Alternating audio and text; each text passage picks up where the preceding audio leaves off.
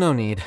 It's almost time to clock out for the day, and I don't intend on bringing any unfinished work home.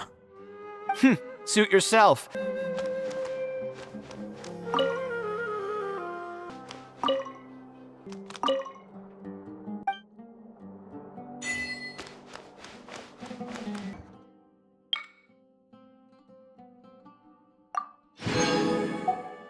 Of all the places in the academia, I remember this one most.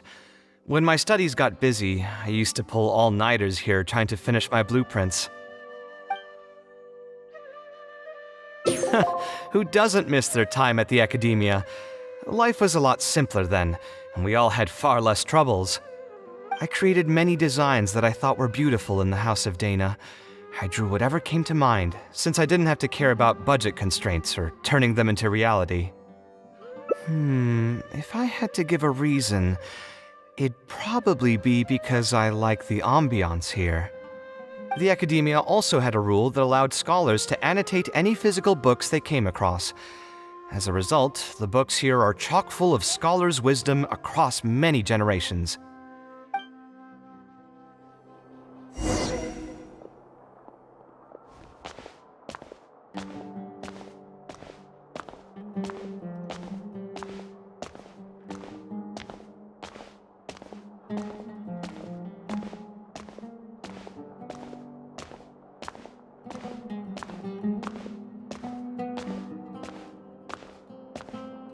Oh, here, this is a great example.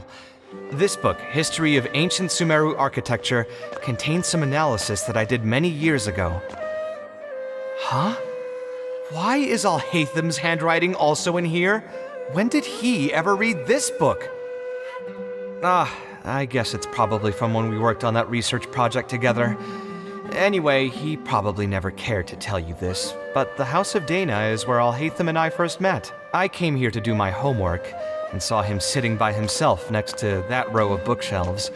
A group of Haravatat scholars were chatting near him, but he looked as if he was too lazy to join them. There was a pretty stark difference between him and all the rest of them. It was my fault for feeling bad for him. I thought he must have gotten into some kind of trouble and went over to ask if he needed anything, not realizing that... Not realizing that you were in fact the one in a whole heap of trouble? Alhaitham? Why are you here? The House of Dana is a public space.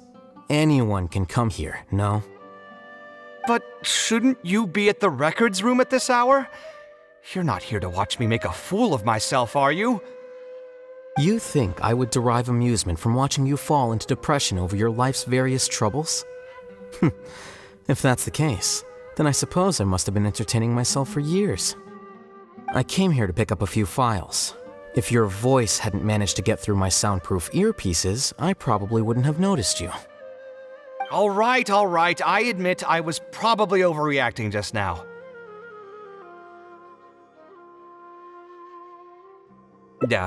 Probably not when he's right here with us. As his senior, I shouldn't try to tarnish his reputation. There was nothing embarrassing or shameful about it. When I was still a student at the academia, I once collaborated with KAVEH on a research project. A collaboration is usually beneficial for all parties, but due to issues with our personalities, we ended up going our separate ways before completing the project. We had a number of differences, and they remain unresolved even today, but there's no point going into that right now. The more important question is, why are you at the House of Dana? As a senior scholar, isn't it my responsibility to offer my friend a quick tour and explanation of the academia's architecture? I see. Then let me guess. Your next stop will be the pavilions around Razan Garden? Our famed architect sure loves showing off that corner to all his friends. Oh, and KAVEH, a lot of the books you annotated have been moved to the innermost section of that bookshelf over there. You'll have to dig them out yourself if you need to find them. Huh?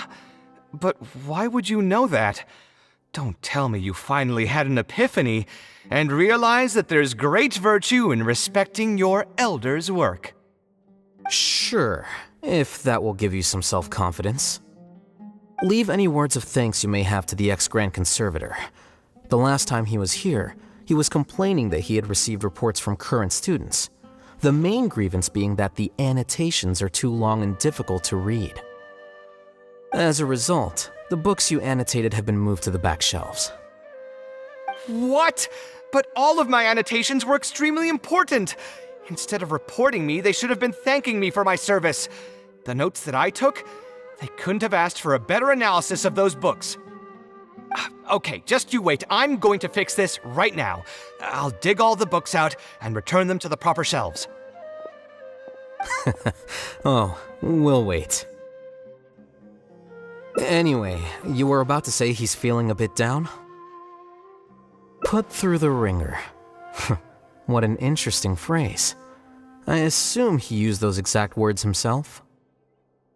He probably did suffer quite a bit, that's true. He always spends a lot of time editing his proposals, with the goal of satisfying as many of the client's preferences as possible. But the satisfaction of one client will not translate to general satisfaction with his work. Many problems in life can only be solved by a fundamental change of attitude. As the leading genius of Ksharawar, KAVEH should have both the right and the confidence to reject any unreasonable demands.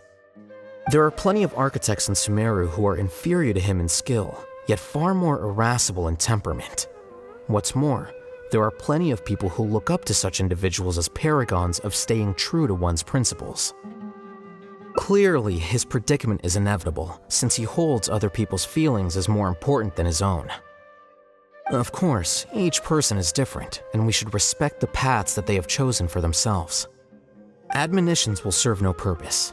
People tend to succumb to familiar pitfalls, and this is especially true for those who believe it's their duty to carry more burdens on their shoulders.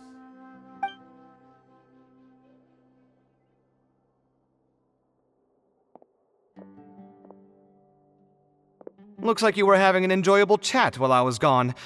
Were you talking about me by any chance? What do you think? What else is there to talk about? Surely no one would be interested in talking about the files that you were browsing through earlier. Anyway, you should take a look at this. Look at this comment on page 82. Dear KAVEH, thank you so much for annotating this book in such detail. It was a great help to me. See that? Now that's how a student should treat their seniors.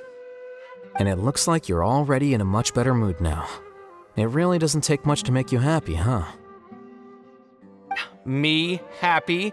I'm mocking that retired blockhead for being so full of himself.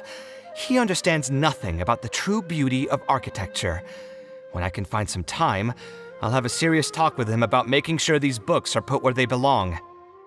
Why don't you just move all the books yourself? It's not like he hasn't cursed you out before.